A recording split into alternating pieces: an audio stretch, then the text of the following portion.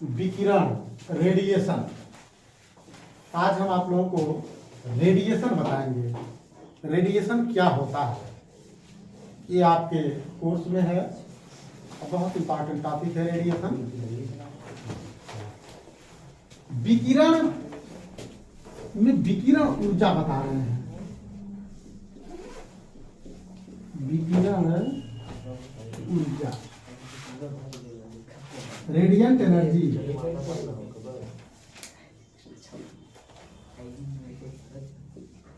Radiant energy. देखिए विकिरण क्या चीज है। विकिरण का तात्पर्य उष्मा और गर्मी से होता है। विकिरण का तात्पर्य कहां से होता है? उष्मा और गर्मी से होता है। तप्त वस्तुएं, गर्म लाल तप्त वस्तुएं अपने ताप के कारण लगातार ऊर्जा का उत्सर्जन करती रहती हैं। तप्त वस्तुएं अपने ताप के कारण लगातार ऊर्जा का उत्सर्जन करती रहती हैं। इसी उत्सर्जित ऊर्जा को विकिरण ऊर्जा कहते हैं। ठीक है ना। तप्त वस्तु यानी गर्म लाल वस्तुएं जो तो बिल्कुल गर्म है। गर्म वस्तु को जब आप ठंडे जगह चले जाएंगे तो भाप निकलेगा नहीं निकलेगा, वही है रेडिएशन। अच्छा, रेडिएशन देखिए कई तरीके से लोग कहते कि भाई इस बड़ा खतरनाक रेडिएशन चल रहा है जो हमारे आंखों पे प्रभाव डाल रहा है, हाँ? चारों तरफ प्रभाव डाल रहा है। तो सूर्य से पृथ्वी पर जो ऊर्जा आती है वो विकिरण के ही रूप में आती है। सूर्य से पृथ्वी तक जो ऊर्जा आती है वह किस रूप में आती है? विकिरण के ही रूप में आती है। विकिरण ऊर्जा की माप ताप वैद्युत पुंज से करते हैं। आप देखिए हम लिख दे रहे हैं इसको, ताप वस्तु में लिखते चलिए डिफिनेशन इसकी। तप्त वस्तुएं अपने ताप के कारण लगातार ऊर्जा का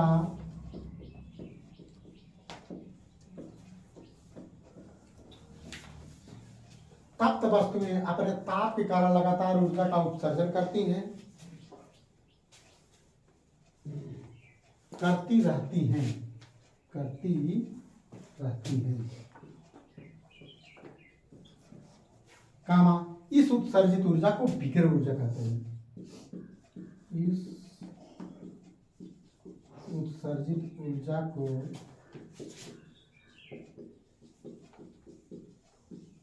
विकिरण ऊर्जा कहते हैं।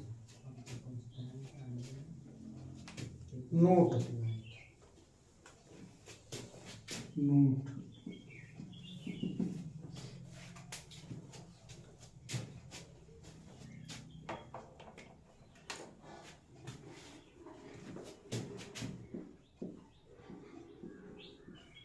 सूर्य से पृथ्वी तक ऊर्जा विकिरण ऊर्जा के ही रूप में आती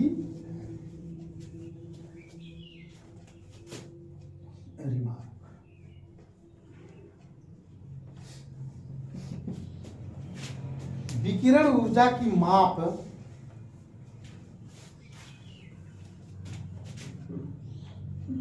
विकिरण ऊर्जा की माप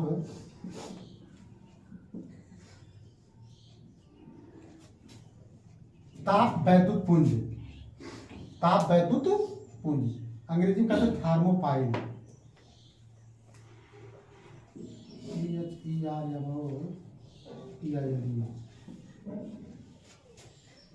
विकिरण ऊर्जा की माप ताप वैद्युत पुंज द्वारा की जाती है।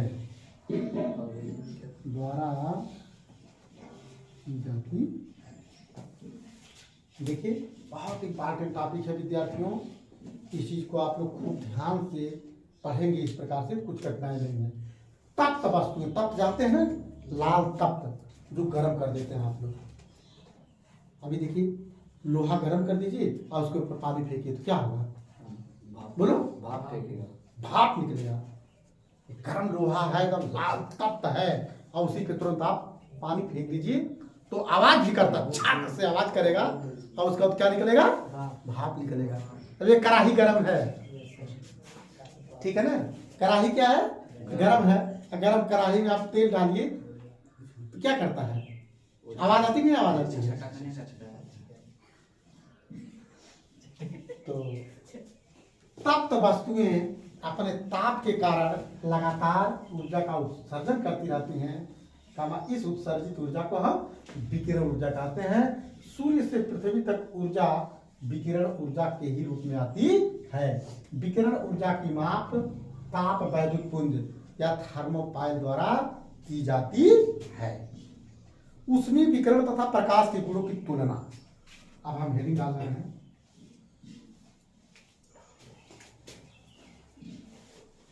ऊष्मीय विकिरण तथा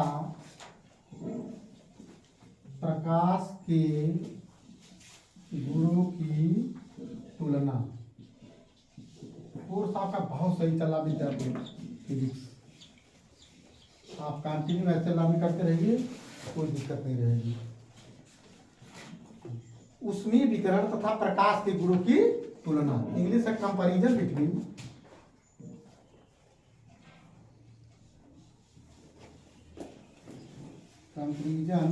बिटवीन बीटी पे हम लिख देते क्या होता है? Between. Comparison between radiant energy and light. Property of radiant energy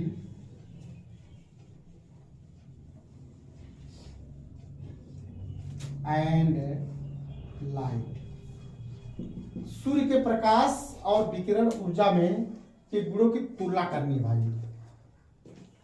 प्रकाश के मैक्सिमम गुण विकिरण में मिलते हैं।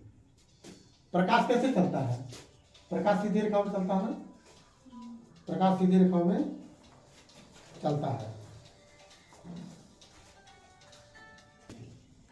ये ड्यूटी आपकी बनी। ऊष्मीय विकिरण तथा प्रकाश के गुणों की तुलना। आप लोग बताइए, प्रकाश सीधी रेखा में चलता है, प्रकाश का गमन पथ क्या होता है? सीधी रेखा में चलता है, और प्रकाश निर्वात में से भी होकर के चलता है। तो ऊष्मीय विकिरण भी ऐसे लिखेंगे, ऊष्मीय विकिरण भी प्रकाश की भांति निर्वात में चल। ऊष्मीय विकिरण भी प्रकाश की भांति निर्वात में से होकर चल सकता है। निर्वात में से होकर चल सकता है, ठीक है ना? जैसे प्रकाश निर्वात पे चलता है, उसी प्रकार से ऊष्मीय विकिरण भी चलता है। ऊष्मीय विकिरण प्रकाश की तरह सरल रेखा में गमन करता है। ऊष्मीय विकिरण प्रकाश की भांति सरल रेखा में गति करता है।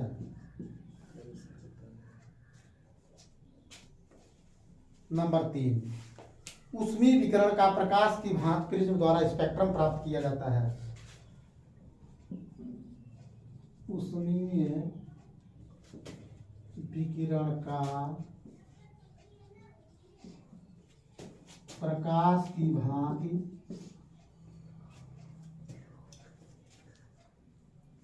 प्रिज्म द्वारा स्पेक्ट्रम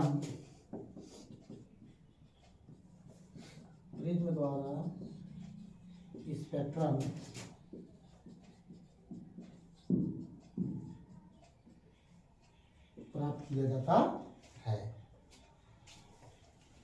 ऊष्मीय विकिरण का परावर्तन प्रकाश के नियमों के अनुसार होता है। ऊष्मीय विकिरण का परावर्तन प्रकाश के नियमों की भांति होता है। ऊष्मीय विकिरण का परावर्तन प्रकाश के नियमों की भांति होता है। तो इस चीज का आप लोग स्क्रीनशॉट ले लीजिएगा और लिख लीजिएगा। मैं और पॉइंट को ऊपर लिखने जा रहा हूँ, इसको इरेज कर दें। लिख चुके आप लोग? मैं बोल रहा हूँ मेरे साथ लिखते चलिए।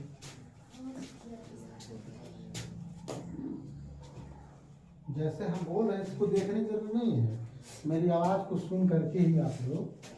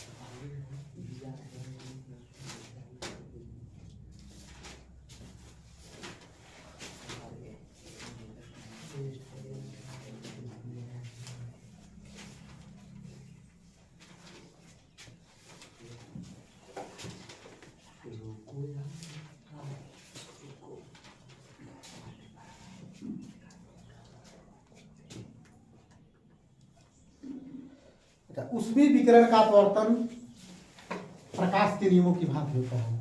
यानी कहने का मतलब ऐसे भी कह सकते हो, प्रकाश की भांति ऊष्मीय विकिरण में परावर्तन होता है, ऊष्मीय विकिरण में अपवर्तन होता है। ऊष्मीय विकिरण है कि नहीं है? ऐसे जैसे प्रकाश की क्वालिटी, प्रकाश में परावर्तन होता नहीं होता है, अपवर्तन होता नहीं होता है। प्रकाश इधर का चलता नहीं चलता है, प्रकाश निर्वात में चलता नहीं कि नहीं चलता है, हैं? प्रकाश जब किसी पृष्ठ पर प्रकाश की किरण डालते हैं तो अनेक रंग होते हैं नहीं होते हैं, उसी प्रकार से विकिरण होता है। यानी कि गुणों की तुलना करनी है, जो क्वालिटी लाइट की है वही क्वालिटी किसकी है? रेडिएशन की है। जो क्वालिटी लाइट की है वही क्वालिटी रेडिएशन की है ना?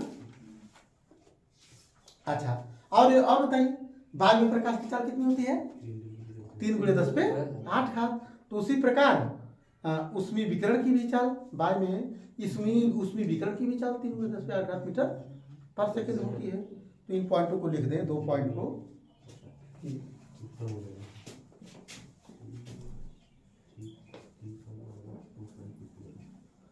ऊष्मीय विकिरण में भी प्रकाश की भांति क्या होता है? अपवर्तन। यानी कि हमारे सीबीएसई वाले महोदय लोग रिफ्रैक्शन समझें, घबरा जाएंगे। रिफ्रैक्शन होता है, रिफ्लेक्शन होता है, रिफ्रैक्शन भी होता है, ठीक है? ऊष्मीय विकिरण की निर्वात में चाल, नेक्स्ट नंबर, ऊष्मीय विकिरण की निर्वात में चाल कितना? 3 × 10⁸ मीटर/सेकंड होती है, ठीक है ना? ये जो नोट्स मैं दे रहा हूँ विद्यार्थियों, आप किसी भी बुक में खोज डालिए, इतना इजी लेवल नोट नहीं पाएंगे। किसी भी बुक में मैं दावा करता हूँ, अगर आप इस नोट से लर्न करेंगे आपको जिंदगी में नहीं भूलेगा। अब भूलेगा भी तो 5 मिनट अगर आप कॉपी को अपने देख लेंगे तो लर्न हो जाएगा, है कि नहीं?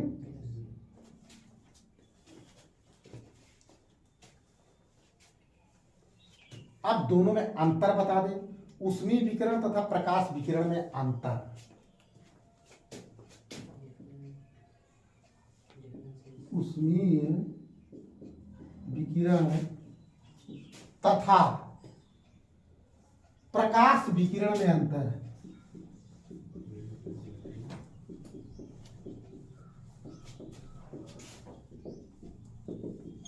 डिफरेंस बिटवीन, इंग्लिश भी देखते चलिए,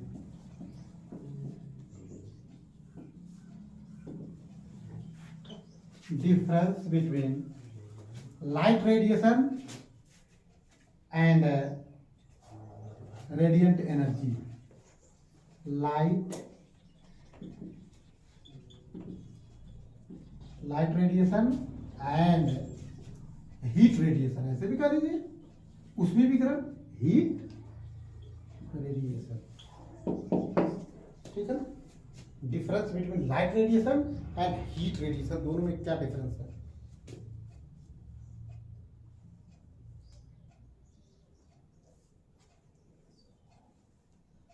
देखिए भाई क्या अंतर है। उसमें विकिरण की जो तरंगदैर्घ्य होती है, उसमें विकिरण की तरंगदैर्घ्य प्रकाश विकिरण के तरंगदैर्घ्य से क्या होती है, ज्यादा होती है। इसी कारण उसमें विकिरण को हम लोग अवरक्त विकिरण भी कहते हैं। बहुत खतरनाक भी होता है बेटा रेडिएशन है, रेडिएशन बहुत खतरनाक होता है। अभी आप लोग देखिए एक रेडिएशन और होता है, जो लोग बिल्डिंग वगैरह करते हैं ना, बिल्डिंग करते हैं, वहां से क्या होता है, बहुत तेज छुरछुराहट आती है, और उसको अगर लगातार आप एक मिनट देख लीजिए तो आपकी आंखों के आगे अंधेरा छा जाता है ना। इसी वजह से क्या होता है, बहुत बड़ा सा जो है कि मिरर, ब्लैक मिरर लिए रहते हैं ना, मिरर ऐसे लगा करके पूरे आंखों को ढक लेते हैं, पूरे चेहरे को ढक लेते हैं, और ढक करके ऐसे करते हैं, बिल्डिंग करते हैं, कोई फर्क उनके ऊपर नहीं पड़ता। लेकिन आप लोग अगर किसी चीज की बिल्डिंग करवाने जाते हैं, माइक्रो बिल्डिंग वगैरह, अगर लगातार उसको देख लेते हैं, हाँ, तो क्या होता है, आपकी आंखों पे बड़ा बुरा प्रभाव पड़ जाएगा, बहुत बुरा, आंख खराब भी हो सकती है इस केस में। तो उसमें विकिरण तथा प्रकाश विकिरण में अंतर है। देखिए मुख्य अंतर यह है कि उसमें विकिरण की औसत तरंगदैर्घ्य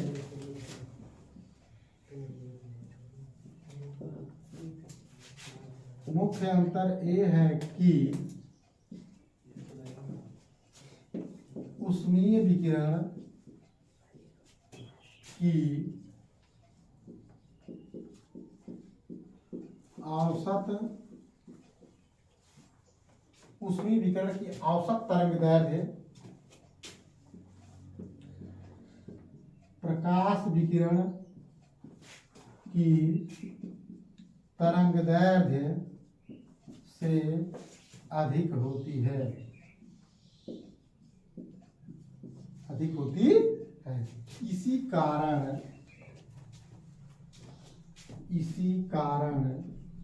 इसे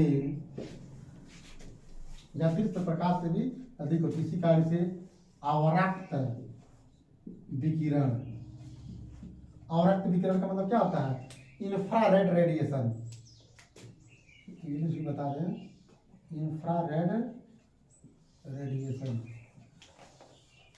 ठीक है ना, अवरक्त विकिरण भी कहते हैं।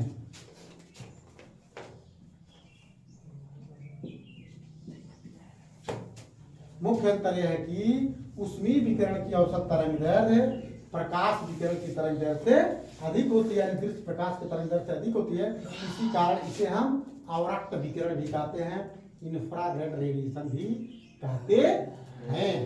यानी उसमें तरंगदैर्घ्य चाहते हैं ना, वेवलेंथ, यानी दूर से ही दिखाई दे देना। लाल रंग की तरंगदैर्घ्य ज्यादा होती है ना, सबसे ज्यादा तरंगदैर्घ्य किसी होती है, लाल रंग की, और सबसे कम तरंगदैर्घ्य किसी होती है, बैगनी रंग की। Very good. बैगनी रंग की तरह, बैगनी रंग जो है कि थोड़ा सा दूर चले जाइए फिर दिखाई नहीं देता है। जैसे देखिए बैगनी रंग का ये है ना बाटिल, हाँ तो नहीं दिख रहा ना, अच्छा। लेकिन लाल कलर जो है कि क्या है, लाल कलर आपको दूर से दिखाई देता है, आसमान से छिप जाता है ना। हाँ।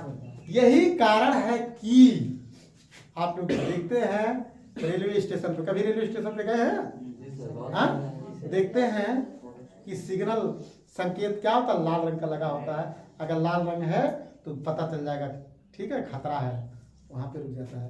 और जब हरा कलर आता है तो क्या होता है, हरा कलर तुरंत बढ़ाइए। अब पीला कलर है तो क्या होता है, आप बताइए भाई, एक अलग बात आ गई, पीला कलर भी जलता है ठंडी के महीने, जलता है पर पता नहीं, देखे नहीं, कभी रेलवे स्टेशन पे गई हो तो बताइए, आज तक आप रेलवे स्टेशन पे गई ही नहीं तो कैसे देखे, मतलब रोड पे देखी हो,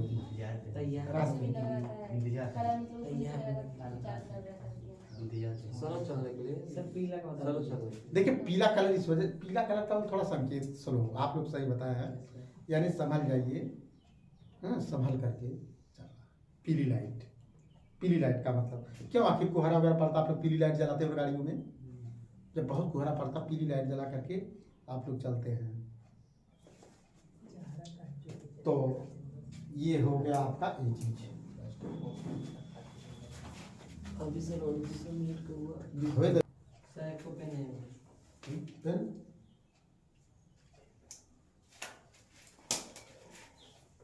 इसी पावर,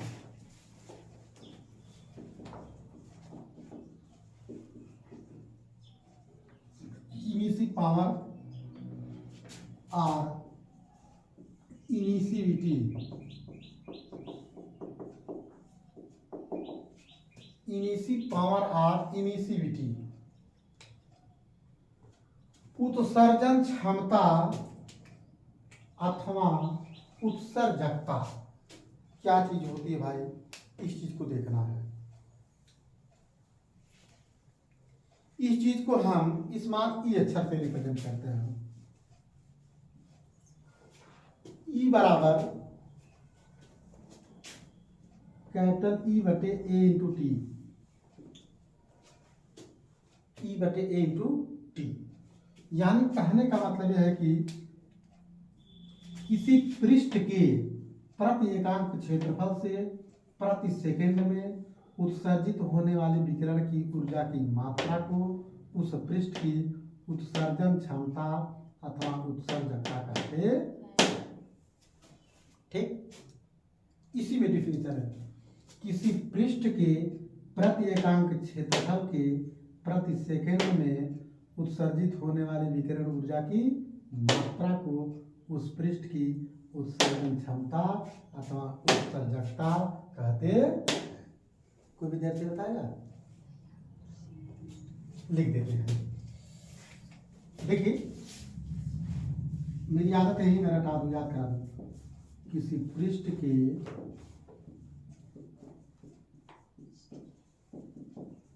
प्रति एकांक क्षेत्रफल,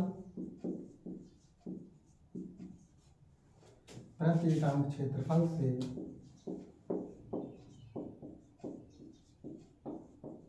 प्रति सेकंड उत्सर्जित होने वाली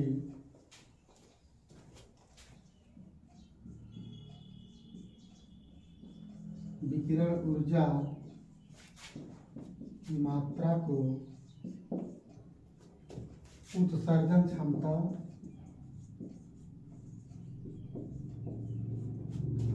अथवा उत्सर्जकता कहते, ठीक है ना। अब इसकी यूनिट क्या होगी, मात्रा, ऊर्जा का मात्रक जूल प्रति एम्पियर, जूल प्रति मीटर स्क्वायर, सॉरी जूल प्रति मीटर स्क्वायर इंटू सेकेंड, या जूल प्रति सेकेंड को आप लोग वाट भी कहते हैं, वाट प्रति मीटर स्क्वायर, ठीक है ना। अगर आप लोग इसका बीमीय सूत्र निकालिए, बीमीय सूत्र, डायमेंशनल फार्मूला,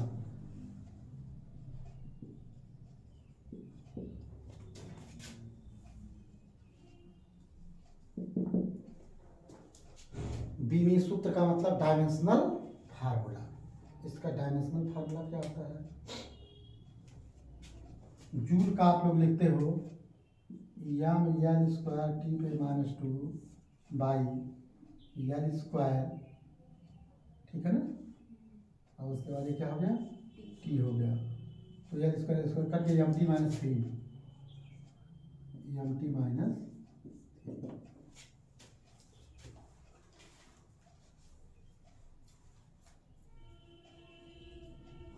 बीमी सूत्र आ गया।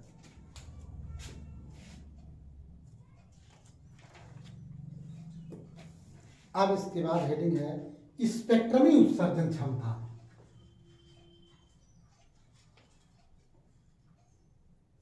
स्पेक्ट्रमी उत्सर्जन क्षमता आप लोगों को हम बता दें, कितना आंसर आपको रखना है। हम यही लिख देते स्पेक्ट्रमी,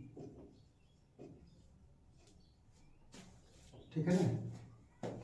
और इंग्लिश है स्पेक्ट्रम इमिसिव पावर, यहाँ स्पेक्ट्रम बना देते हैं स्पेक्ट्रम। देखिए भाई, एक अक्षर केवल बदल दो आप, और यहाँ पे क्या लगा दो, यहाँ पे आप लेमडा बढ़ा दो, काम आपका हो गया। देखिए कैसे हो गया, ऐसे कहिए किसी पृष्ठ के, व्हाइट बोर्ड देखिए आप लोग अभी लिखिएगा, किसी पृष्ठ के प्रति एकांक क्षेत्रफल से प्रति सेकंड में प्रति एकांक तरंग दैर्ध्य, प्रति एकांक तरंग दैर्ध्य, प्रति एकांक तरंग दैर्ध्य में उत्सर्जित विकिरण ऊर्जा की मात्रा को उस पृष्ठ की स्पेक्ट्रमी उत्सर्जन क्षमता अथवा स्पेक्ट्रमी उत्सर्जकता कहते हैं। एक अक्षर के बढ़ा दिया गया, अगर स्पेक्ट्रमी लगा तो यहाँ हम क्या लगा दिए, लेमडा लगा दिए, यही अंतर है। यही इतना केवल हमें ऐड करना है। तो इस कहते हम बहुत ज़्यादा बहुत ईजी आसानी से बात, एक डेफिनेशन याद, तो एक से 3-4 डेफिनेशन का काम करो आप। किसी पृष्ठ के प्रति एकांक क्षेत्रफल से प्रति एकांक तरंग, ऐसे कर, प्रति एकांक क्षेत्रफल से प्रति एकांक तरंग दैर्ध्य में प्रति सेकंड में उत्सर्जित होने वाली विकिरण ऊर्जा की मात्रा को उस पृष्ठ की स्पेक्ट्रमी उत्सर्जन क्षमता कहते हैं। अगर आप ऐसे कहिए, किसी पृष्ठ के प्रति एकांक क्षेत्रफल से प्रति यही बढ़ा दो, प्रति एकांक क्षेत्रफल से प्रति एकांक तरंग दैर्ध्य, प्रति एकांक तरंग दैर्ध्य से प्रति सेकंड उत्सर्जित होने वाली विकिरण ऊर्जा की मात्रा को उस पृष्ठ की, ठीक है, विकिरण ऊर्जा की मात्रा को उस पृष्ठ दे सकते हैं आप, उस पृष्ठ की उत्सर्जन स्पेक्ट्रमी उत्सर्जन क्षमता अथवा स्पेक्ट्रमी उत्सर्जकता कहते हैं।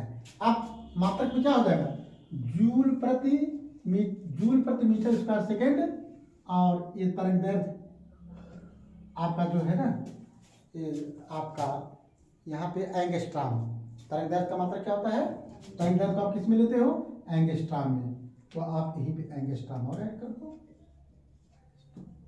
ओके, ये चीज आपका हो गया, या वाट प्रति मीटर स्क्वायर एंगस्ट्राम। तो ये डिफिनेशन हो गई, नहीं हो गई, नोट कर रहा हूँ, नोट कर लीजिए, एकदम नोट कीजिए।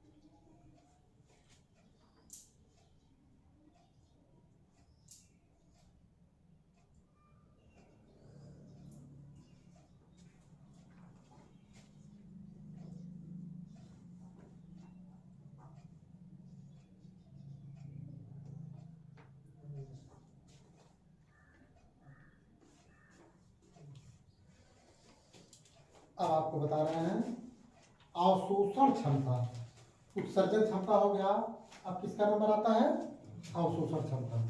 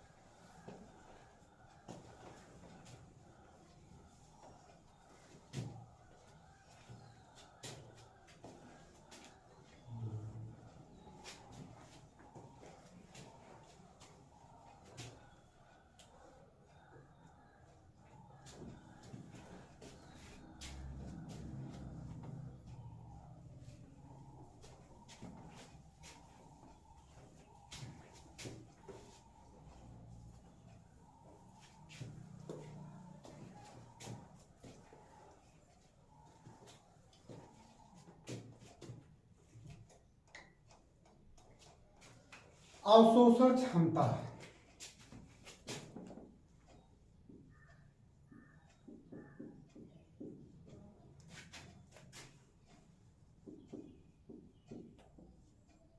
ये सब डिफिनीशन बहुत इंपॉर्टेंट है। वो एमिसिव पावर था, इसकी इंग्लिश होगी अवशोषण क्षमता या अवशोषकता, ये भी कह सकते हैं, या अवशोषकता ये भी कह सकते हैं। इंग्लिश क्या होगी absorption, absorption power, absorption power, absorption power या एब्जॉर्प्टिविटी। अवशोषण क्षमता क्या होती है?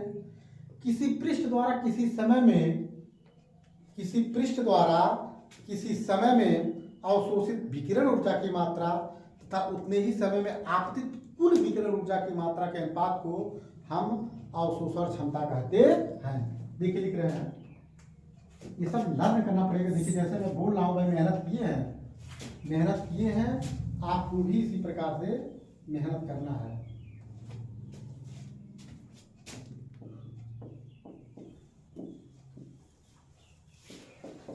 किसी पृष्ठ द्वारा किसी समय में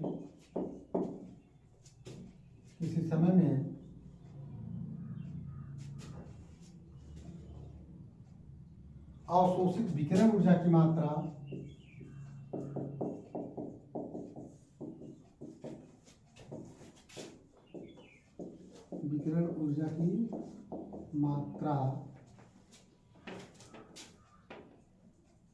तथा उतने ही समय में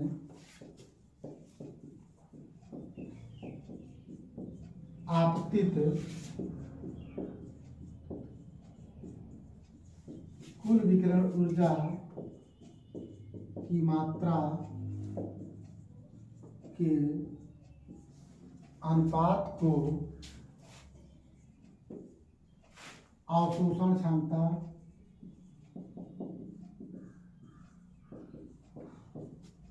अथवा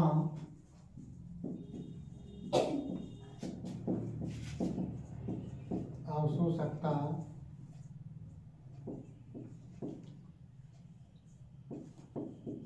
कहते हैं।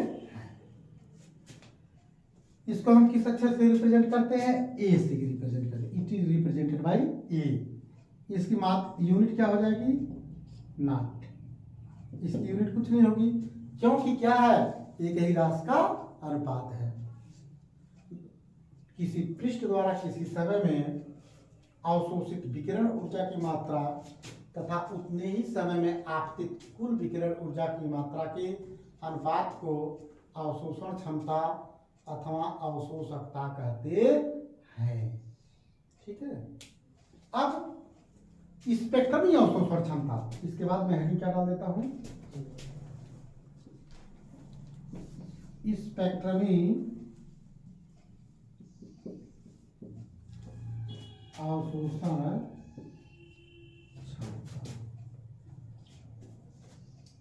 स्पेक्ट्रमी अवशोषण क्षमता क्या होती है? बस तरंग दैर्घ्य लगा दीजिए, एक चीज जोड़ दीजिए, किसी पृष्ठ द्वारा किसी समय में अवशोषित विकिरण ऊर्जा की मात्रा तथा किसी पृष्ठ द्वारा किसी समय में प्रति एकांक तरंग दैर्घ्य परास में, पहले लगा दीजिए, प्रति एकांक तरंग दैर्घ्य परास में किसी पृष्ठ द्वारा किसी समय में प्रति एकांक तरंग दैर्घ्य, अब प्रति एकांक तरंग दैर्घ्य में अवशोषित विकिरण ऊर्जा की मात्रा उतने ही समय में आपतित कुल विकिरण ऊर्जा के अनुपात को स्पेक्ट्रमी, यहां क्या लगा दो, स्पेक्ट्रमी अवशोषण क्षमता कहते हैं। बस यही डिफिनेशन आपकी हो। क्या करने के लिए लिखे, कितनी इजी, एक डिफिनेशन बता दिए, दो जगह आप तरंग दैर्घ्य जोड़ दो, काम आपका हो गया। ये डिफिनेशन आपके हो गए स्पेक्ट्रमी अवशोषण क्षमता। अब स्पेक्ट्रमी अवशोषण क्षमता,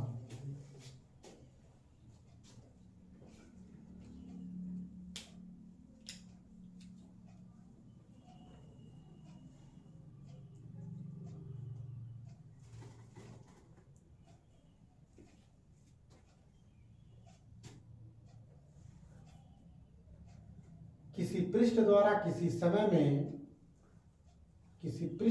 किसी समय में प्रत्येकांक तरंग दैर्ध्य में अवशोषित विकिरण ऊर्जा की मात्रा और उतने ही समय में आपतित कुल विकिरण ऊर्जा की मात्रा के अनुपात को स्पेक्ट्रमी अवशोषण क्षमता कहते हैं। अब इसके बाद आपकी हेडिंग पड़ जाएगी, हो चुका है। अब आपकी हेडिंग हो जाएगी तो आदर्श कृष्णिका। इसका यूनिट सब लेमडा बन जाएगा। हाँ लेमडा यहाँ वेवलेंथ है। हाँ नहीं लेमडा लेकिन वो क्या है खत्म हो जाएगा। मात्रक जो है कि मात्रकहीन होता है और इसका रिप्रेजेंटेशन ए लेमडा हो जाएगा। रिप्रेजेंटेशन क्या हो जाएगा ए लेमडा।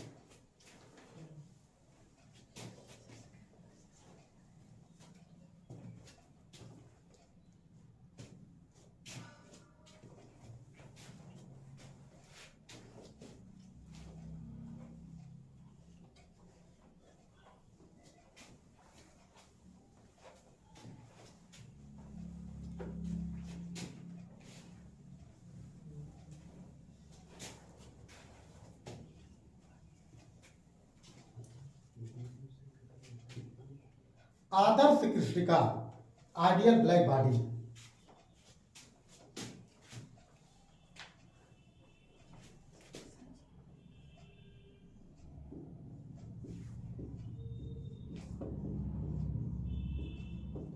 आदर्श कृष्णिका इंग्लिश है ideal black body. Black body radiation, ideal black body radiation. आदर्श कृष्णिका। आदर्श कृष्णिका क्या चीज होती है भाई, इसको आप लोग देखिए। आदर्श कृष्णिका वह वस्तु है जो अपने ऊपर आपतित संपूर्ण प्रकाश को क्या करती है, अवशोषित कर लेती है। आदर्श कृष्णिका वह वस्तु है जो अपने ऊपर आपतित संपूर्ण प्रकाश को अवशोषित कर लेती है, चाहे उसकी तरंगदैर्घ्य कितनी भी क्यों ना हो। या ऐसी वस्तुएं जो अपने ऊपर आपतित संपूर्ण प्रकाश को अवशोषित कर लेती है, आदर्श कृष्णिका कहलाती है। दुनिया में कोई भी वस्तु पूर्ण रूप से कृष्णिका नहीं है, लेकिन फिर भी काजल और प्लेटिनम की काली को लगभग पूर्ण कृष्णिका माना गया है, पूरा पूरा काला माना गया है। तो हम इसकी डिफिनेशन लिख रहे हैं। आदर्श कृष्णिका वह वस्तु है आदर्श कृष्णिका वह वस्तु है जो अपने ऊपर आपतित संपूर्ण प्रकाश या विकिरण, कुछ भी कर सकते हैं, अपने ऊपर आपतित संपूर्ण प्रकाश को अवशोषित कर लेती है। संपूर्ण प्रकाश को अवशोषित कर लेती है। कोष्टक लिखिए, चाहे उसकी तरंगदैर्घ्य कितनी भी क्यों न हो, चाहे उसकी तरंगदैर्घ्य कितनी भी क्यों न हो। ठीक है ना, चाहे उसकी तरंगदैर्घ्य कितनी भी क्यों न हो।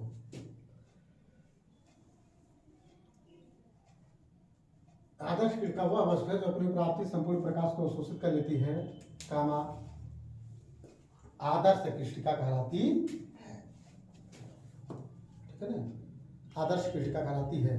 आदर्श कृष्णिका के लिए यानी लिख देते हैं,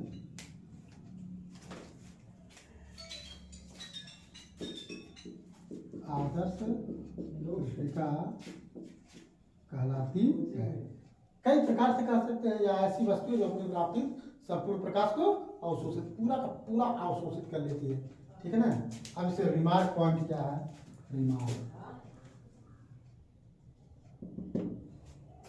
आदर्श कृष्णिका के लिए, आदर्श कृष्णिका के लिए ए लेमडा बराबर 1 होता है। आदर्श कृष्णिका के लिए ए लेमडा का मान क्या होता है? 1 होता है। यद्यपि कोई भी वस्तु आदर्श कृष्णिका नहीं है, एग्जाम्पल दे दें, एग्जाम्पल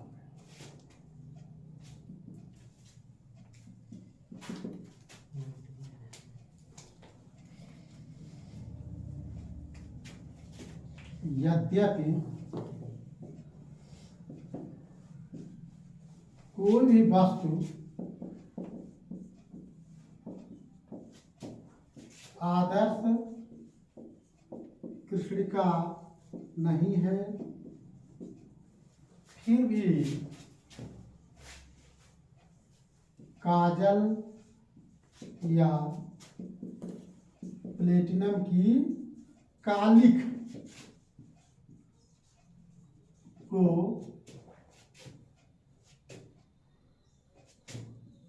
आदर्श कृष्णिका माना जा सकता है, माना जा सकता है।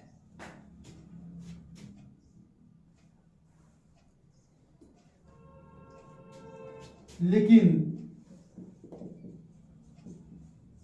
इसकी भी कृष्णिका 96% है, 100% नहीं है। काजल और प्लेटिनम के कालिख की भी कृष्णिका कितनी है? 96% है।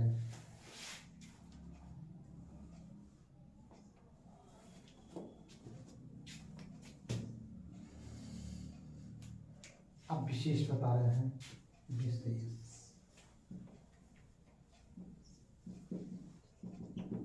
आदर्श कृष्णिका की खोज वैज्ञानिक फेरिक ने किया था। फेरिक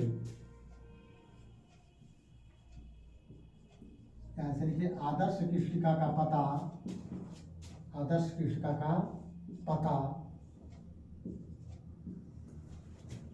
वैज्ञानिक फेरिक, वैज्ञानिक फेरिक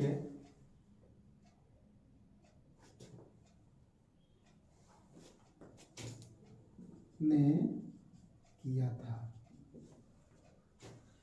ये आदर्श कृष्णिका हो जाता है।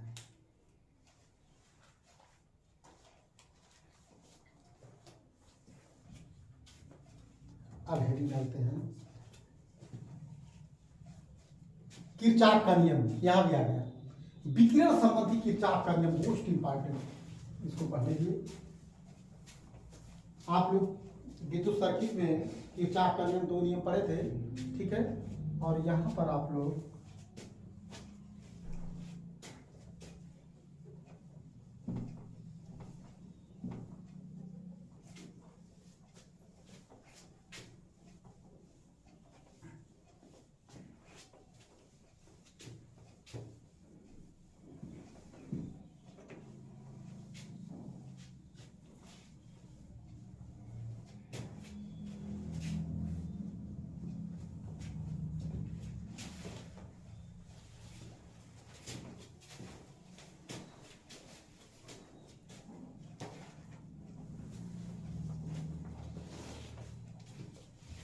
विकिरण संबंधी किरचॉफ का नियम।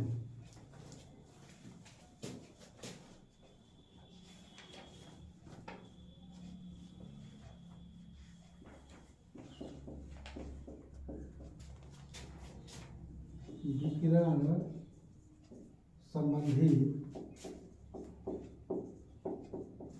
किरचॉफ का नियम।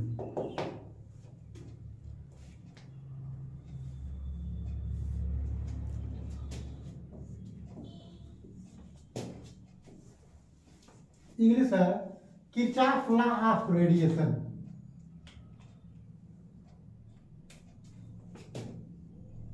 KIRCHHOWR,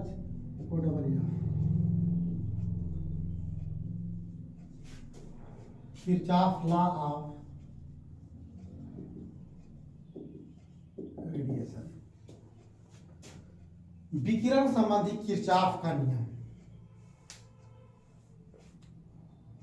क्या है भाई?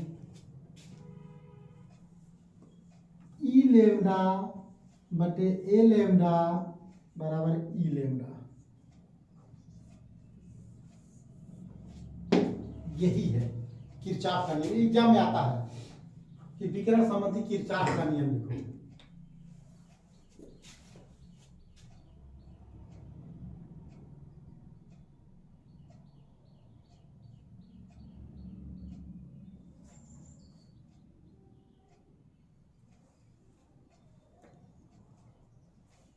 देखिए इस नियम, देख लीजिए, इस नियम के अनुसार किसी निश्चित ताप पर किसी दी हुई वस्तु के लिए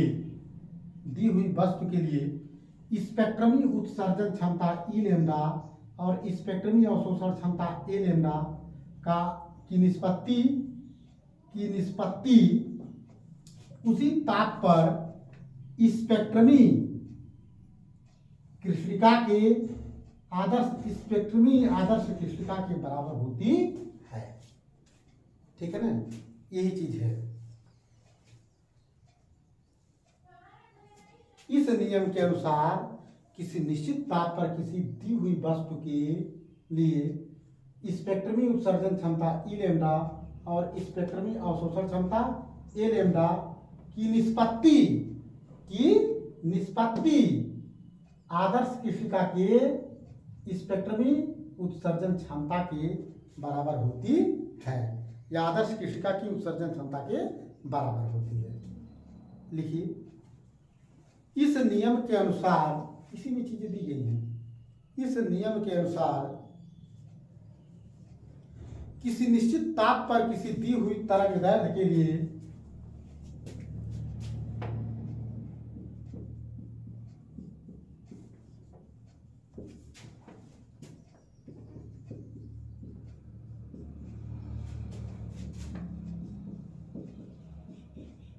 किसी निश्चित ताप पर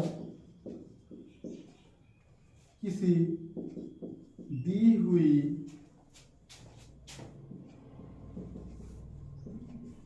तरंगदैर्घ्य के लिए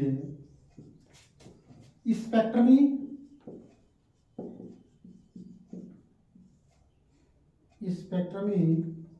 उत्सर्जन क्षमता ई लेमडा तथा स्पेक्ट्रमी अवशोषण क्षमता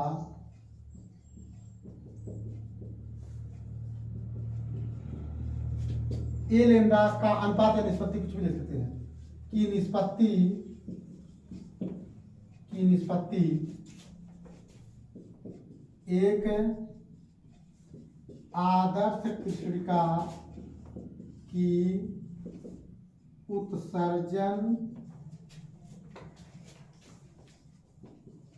क्षमता के बराबर होती है। आदर्श कृष्णिका की उत्सर्जन क्षमता के बराबर होती है।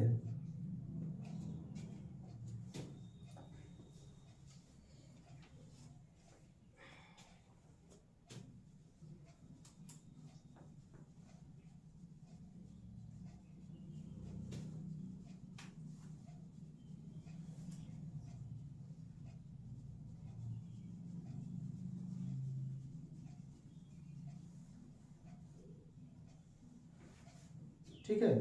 अब किरचॉफ के नियम का महत्व, इसका क्या महत्व है भाई? विकिरण संबंधी किरचॉफ के नियम का महत्व,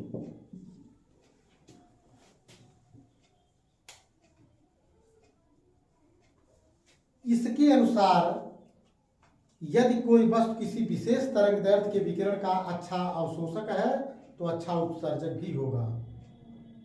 इस नियम के आधार पर सूर्य के स्पेक्ट्रम में पाई जाने वाली फ्राउनहोफर रेखाओं की खोज हुई। लिख लीजिए, आप लोग नोट कीजिए।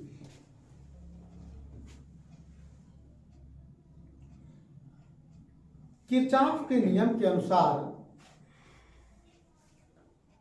किरचॉफ के नियम के अनुसार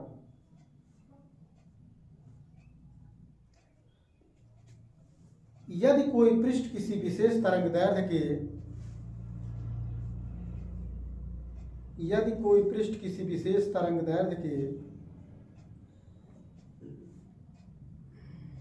विकिरण का अच्छा अवशोषक है, विकिरण का अच्छा अवशोषक है,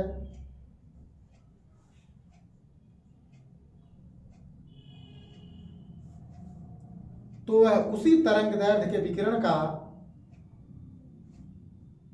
उसी तरंगदैर्घ्य के विकिरण का अच्छा उत्सर्जक भी होगा।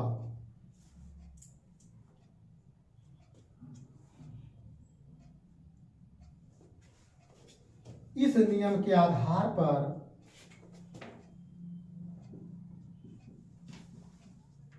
इस नियम के आधार पर सूर्य के स्पेक्ट्रम में पाई जाने वाली